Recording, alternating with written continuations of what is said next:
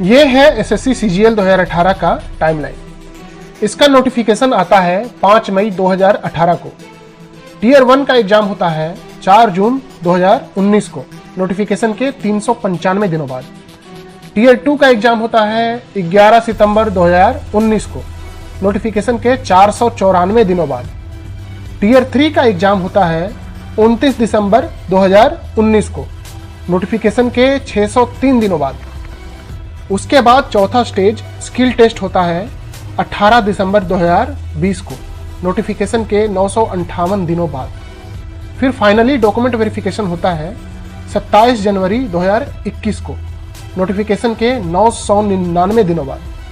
और रिजल्ट आने की एक्सपेक्टेड तारीख है 31 मार्च 2021, यानी नोटिफिकेशन के 1062 दिनों बाद। एसएससी सीजीएल में 11,271 वैकेंसी थी और इसमें 8,37,000 छात्रों ने भाग लिया था। चलिए अब एक और आंकड़े का टाइमलाइन देखते हैं। लोकसभा चुनाव 2019 जो कि 7 चरणों में हुआ था, इसका नोटिफिकेशन जारी होता है 18 मार्च 2019 को और आखिरी चरण का चुनाव 19 मई 2019 को संपन्न हो जाता है, नोटिफिकेशन के 63 दिनों के बाद। और 4 दिनों बाद उसका रिजल्ट भी आ जाता है 23 मई 2019 को। मतलब नोटिफिकेशन के 67 दिनों के अंदर ही पूरी प्रक्रिया समाप्त हो जाती है।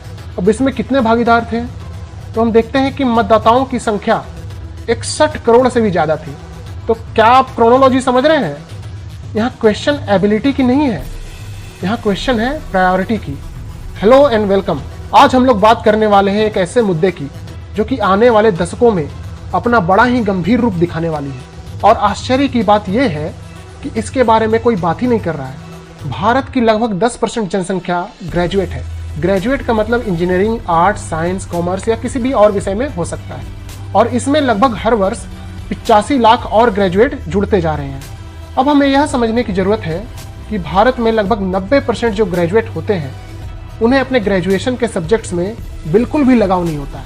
90% से ज़्यादा छात्र अपनी ज़िंदगी के सुनहरे वर्ष ऐसी चीज़ें पढ़ने में बिता देते हैं जो उन्हें बिल्कुल भी पसंद नहीं होती है, सिर्फ व सिर्फ एक चीज़ के लिए, और वो है जॉब, नौकरी। क्योंकि उन्हें बताया गया है कि बस एक जॉब ले लो, उसके बाद ज़िंदगी सेट है। तो आइए अब हम लोग देखते हैं कि इंडिया में जॉब का माहौल कैसा चल रहा है। सबसे पहले तो मैं आप लोगों को यह बताना चाहूँगा कि पिछले 4 सालों में हमारे भारत में नौकरी करने वालों की संख्या लगातार गिरते ही जा रही है। 2016-17 में नौकरी करने वालों की संख्या 40 करोड़ 70 लाख थी। 2017-18 में ये 40 करोड़ 50 लाख हो गई और फिर गिरते गिरते सितंबर 2020 में यह घटकर 39 करोड़ 80 लाख हो गई है। और इसमें सभी प्रकार की नौकरियां जोड़ी गई है, सरकारी, प्राइवेट, छोटा बड़ा सब। और इस 39 करोड़ 80 लाख में 2019-20 में 35% के पास नॉन कॉन्ट्रैक्चुअल एम्प्लॉयमेंट है, जिसका मतलब है कि इनकी नौकरी का कोई ठिकाना नहीं है। आज है, कल नहीं भी हो सकता है, और ना ही इनके पास जॉब से जुड़ी कोई बेनिफिट है या जॉब सिक्योरिटी है। एक और आंकड़ा देखते हैं हम लोग, यूथ अनएम्प्लॉयमेंट या युवा पीढ़ी में बेरोजगारी का, जिसे डिफाइन किया गया है ऐसे लोग जिनकी उम्र 15 से 24 साल के बीच है और जो नौकरी करना चाहते हैं पर उन्हें नौकरी मिल नहीं रही है। यहाँ भी हम देखते हैं कि बेरोजगारी की दर लगातार बढ़ते ही जा रही है। 2010 में यह 20.3% थी, जो बढ़कर 2020 में 23.5% हो गई है। अब कई लोग सोच रहे होंगे कि हो सकता है यह सिचुएशन पूरे विश्व में है, तो हम कुछ और आंकड़े बताना चाहेंगे, जो कि है ग्लोबल एम्प्लॉयमेंट रेट, जिसका मतलब है कि 16 से 64 वर्ष की उम्र के बीच के लोग जिनके पास एक नौकरी हो और वो पैसे कमा रहे हैं। तो इसमें हम देखते हैं कि भारत में एम्प्लॉयमेंट रेट 47% है। और अगर इसे हम अपने पड़ोसी देशों से कंपेयर करें तो इवन पाकिस्तान की भी एम्प्लॉयमेंट रेट 50% है। वहीं श्रीलंका की 51%, बांग्लादेश की 57% और चाइना तो हम लोगों से बहुत ही आगे है 65% पर। और पूरे संसार का एवरेज है 57.2%। तो हम वर्ल्ड एवरेज से तो 10% से भी ज़्यादा नीचे हैं और यहाँ तक कि अपने आस पड़ोस के सभी देशों से भी नीचे हैं। आइए अब पिछले कुछ सालों की सरकारी नौकरियों में वैकेंसीज के आंकड़े देख लेते हैं। आप देख पा रहे हैं कि एसएससी सीजीएल में जहां आज से 7-8 साल पहले 15 से 16 हजार वैकेंसीज आया करती थी, वो अब घटकर 6 से 7 हजार पर आ चुकी है।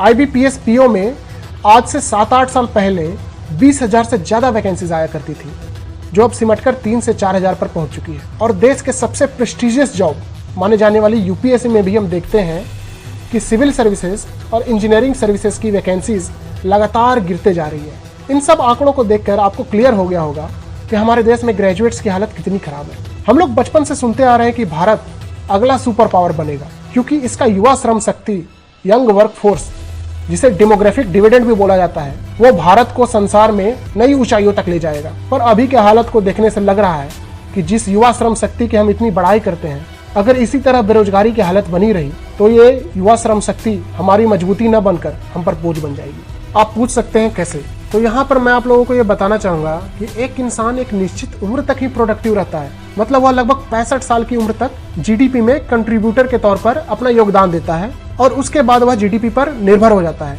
मतलब डिपेंडेंट बन जाता है। डिपेंडेंट का मतलब है या तो उसे पेंशन मिलेगी या फिर उसने कुछ पैसे बचा कर रखे हैं सेविंग में, जो कि वो रिटायरमेंट के बाद बची हुई जिंदगी में खर्च करेगा। 2019 में लगभग 23% युवा जनसंख्या जिनकी उम्र 18 से 25 वर्ष के बीच है वो बेरोजगार थे, मतलब उनके पास एक झाड़ू लगाने जैसा छोटा से छोटा काम भी नहीं था। और यह सिचुएशन कोरोना के बाद और भी खराब होते जा रही है। अब हम लोग देख चुके हैं कि सरकार सक्षम युवाओं को भी रोजगार देने में असमर्थ है और रोजगार में 2016 से लगातार गिरावट होते ही जा रही है। तो ऐसे में जो लोग बेरोजगार रह गए और जिनकी उम्र बढ़ते हुए एक ऐसे मोड़ पर पहुंच गई जहां उन्हें रोजगार मिल ही नहीं सकती है, तो ऐसे लोगों का रिटायरमेंट के बाद का खर्च कौन उठाएगा? क्या वो हमारी इकोनॉमी पर एक बहुत बड़ा बोझ नहीं बन जाएंगे?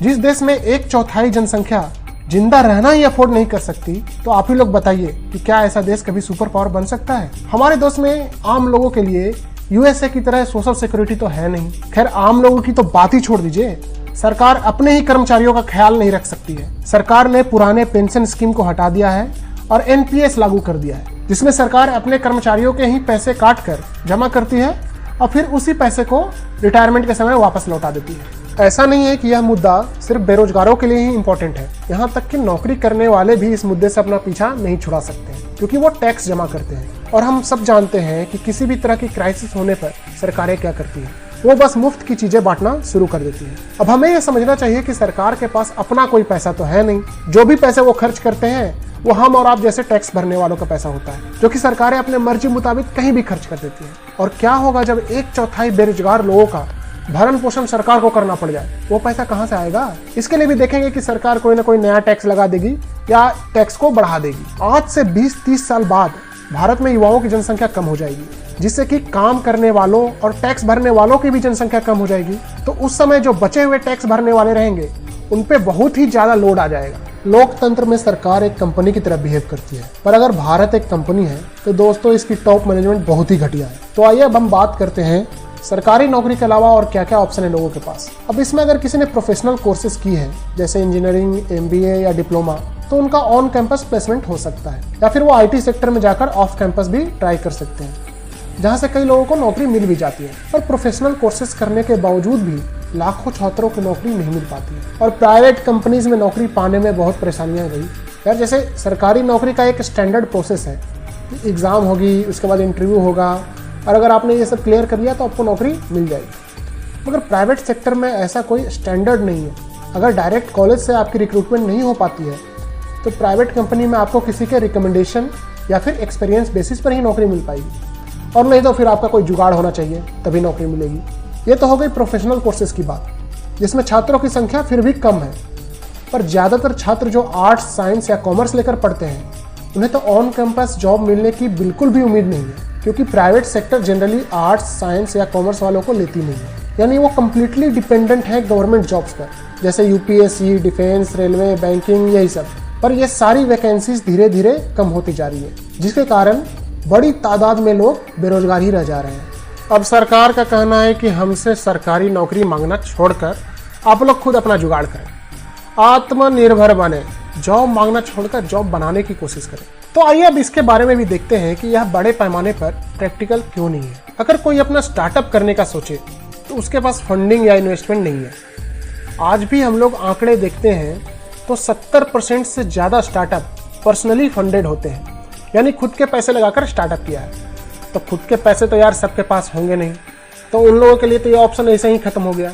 दूसरी बात, लगभग 90% स्टार्टअप फेल हो जाते हैं, और जिनका स्टार्टअप फेल हो गया उनके पास कोई और जॉब सिक्योरिटी नहीं होती है। अगर कोई स्टार्टअप सफल भी हो गया तो वहाँ की सैलरी में बहुत बड़ा डिफरेंस नज़र आता है। स्टार्टअप के फाउंडर और वहाँ के वर्कर के सैलरी में आसमान ज़मीन का फ़र्क होता है। फिर बात करते हैं बिजनेस की।